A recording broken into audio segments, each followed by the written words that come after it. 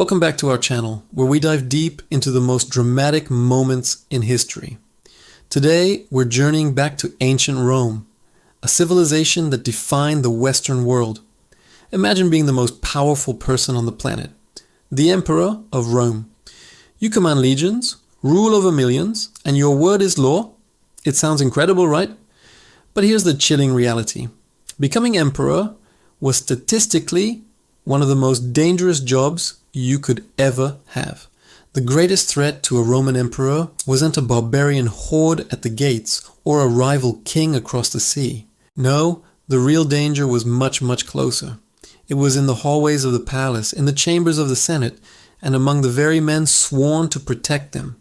The deadliest enemies were their friends, their family, and their bodyguards.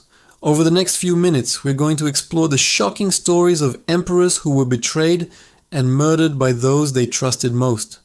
These aren't just historical footnotes, they're tales of ambition, paranoia, and brutal backstabbing that reveal the dark, rotten core of absolute power.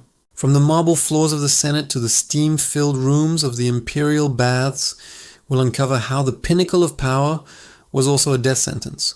Forget foreign wars, the real battle for survival was fought within the palace walls. So prepare yourselves as we expose the most treacherous assassinations in the history of the Roman Empire. Let's start with a name everyone knows, Gaius Julius Caesar. While technically not an emperor in the way Augustus would be, his story set the stage for everything that followed. Caesar was a true titan of his time. He was a military genius who conquered Gaul, a brilliant politician, and a man adored by the common people of Rome. His soldiers were fiercely loyal, willing to follow him to the ends of the earth. He had it all: popular support, military might, and a vision for Rome's future. But with great power comes great fear. The old guard of the Roman Republic, the senators, watched Caesar's rise with growing terror. They saw him not as a savior, but as a tyrant in the making. They whispered that he wanted to dissolve the Republic and declare himself king, a title Romans had despised for centuries. This fear, this paranoia, began to fester and spread like a poison, even reaching Caesar's inner circle. Men who had fought alongside him, men who owed their careers to him, began to turn. They convinced themselves that killing one man was necessary to save the Republic. The conspiracy grew, culminating on the Ides of March, 44 BC. Caesar entered the Senate, a place he should have been safe, surrounded by his peers. But they weren't his peers anymore. They were his assassins. They swarmed him, daggers drawn. Among them was Marcus Junius Brutus, a man Caesar had mentored, a man he considered almost a son. In that chamber, he was stabbed 23 times. His death wasn't just an assassination, it was the ultimate betrayal, a bloody spectacle that plunged Rome into civil war and ironically paved the way for the very imperial system the conspirators claimed they wanted to prevent. Caesar's assassination sent a clear message: in Rome, no one was untouchable. And the emperors who followed would learn this lesson in the most brutal ways imaginable. Let us fast forward a few decades to one of the most infamous emperors of all, Caligula. His name alone conjures images of madness and cruelty. But it didn't start that way. When Caligula first took the throne, Rome rejoiced. He was the son of the beloved general Germanicus, and the people saw him as a breath of fresh air after the gloomy reign of Tiberius. The first few months of his rule were a golden age. He gave bonuses to the military, held lavish games for the public, and pardoned political prisoners. Rome was in love with its new emperor. But something snapped. Whether it was an illness, the intoxicating effect of absolute power, or a madness that was always there, Caligula transformed. The beloved leader became a monstrous tyrant. He wasted the treasury on bizarre and extravagant projects. He humiliated high-ranking senators, forcing them to run alongside his chariot for miles. He engaged in scandalous affairs and declared himself a living god, demanding to be worshipped. He began ruling through pure fear, executing anyone he suspected of disloyalty. The final straw came for the very men whose job it was to protect him, the Praetorian Guard. They were the elite bodyguards of the emperor, but Caligula had insulted and abused them as well. Led by their tribune, Cassius Chaerea, whom Caligula constantly mocked, the guards decided they could no longer tolerate his madness. In a secluded palace corridor, the men sworn to die, for the emperor turned on him. They cornered Caligula and hacked him to death, a bloody end to a reign that began with so much promise and ended in pure terror. The protectors had become the executioners. This pattern of an emperor's own inner circle turning against him was far from an isolated incident. Let's jump forward to the reign of Commodus, an emperor many of you might recognize from the movie Gladiator. But the reality was even more shocking than the film. Unlike the wise and noble Marcus Aurelius, his father, Commodus had no interest in ruling. He saw the empire as his personal playground. He was obsessed with his own physical strength and believed he was the reincarnation of the demigod Hercules. This wasn't just a private belief. He forced the Roman elite to witness it. He would enter the gladiatorial arena, a place for slaves and condemned criminals, and fight.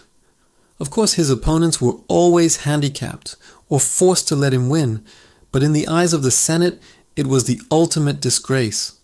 The Emperor of Rome, play acting as a common gladiator, was an unbearable shame. His personal life was just as scandalous, and his political decisions were driven by paranoia and favoritism. He let his cronies run the empire into the ground while he indulged his fantasies. The hatred for him within the palace grew to a boiling point. His own mistress, his chamberlain, and the head of the Praetorian Guard all conspired to kill him. Their first attempt was poison. They slipped it into his wine, but Commodus, having drunk too much, vomited it up, saving his life. The conspirators panicked. They couldn't let him live, knowing he would seek revenge. So they moved to Plan B. They sent his personal wrestling partner, a man named Narcissus, into his bath. This was a man Commodus trusted, someone who was close to him in his most private moments. And in the steam of the imperial bath, Narcissus strangled the life out of the emperor, who thought he was a god.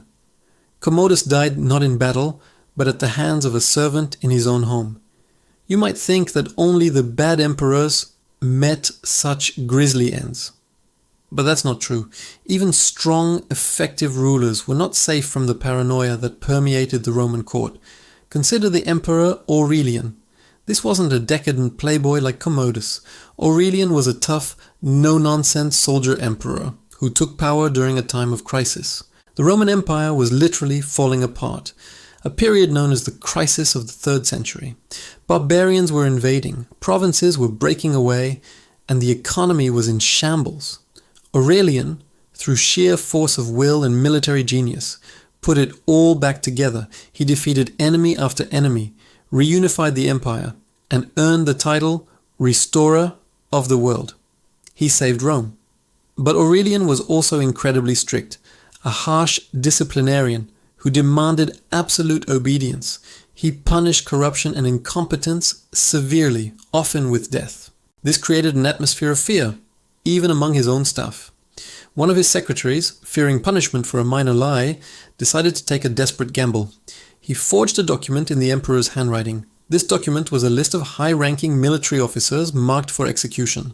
The secretary secretly showed this fake kill list to the men whose names were on it. Believing their lives were in imminent danger, the terrified officers decided they had to strike first. As Aurelian was marching with his troops, a group of his own senior commanders ambushed and killed him. It was only after he was dead that they discovered the list was a forgery. They had been tricked into murdering the very man who had saved the empire. They mourned him and executed the secretary, but it was too late. Aurelian's story is perhaps the most tragic of all. A great emperor brought down not by his flaws, but by the fear his strength created and a simple, treacherous lie. From Caesar to Caligula, from Commodus to Aurelian, these stories paint a terrifying picture of life at the top in ancient Rome. Power was not a shield, it was a target. The more powerful an emperor became, the more he had to fear the people standing right next to him. Trust was a luxury they couldn't afford, because loyalty was a currency that could be spent, sold, or betrayed at a moment's notice. The Roman Empire was a world of incredible achievements, but beneath the surface of marble and gold, it was a viper's nest of ambition, jealousy, and paranoia. The greatest lesson from the fall of these Roman emperors is a chilling one. Sometimes the most dangerous enemy is the one who calls you friend, the one who shares your table, and the one who guards your door. Thanks so much for watching. What do you think is the most shocking betrayal in Roman history? Let us know in the comments below. And if you enjoyed this dive into the dark side of history, make sure to hit that like button and subscribe for more stories you didn't learn in school. We'll see you in the next one.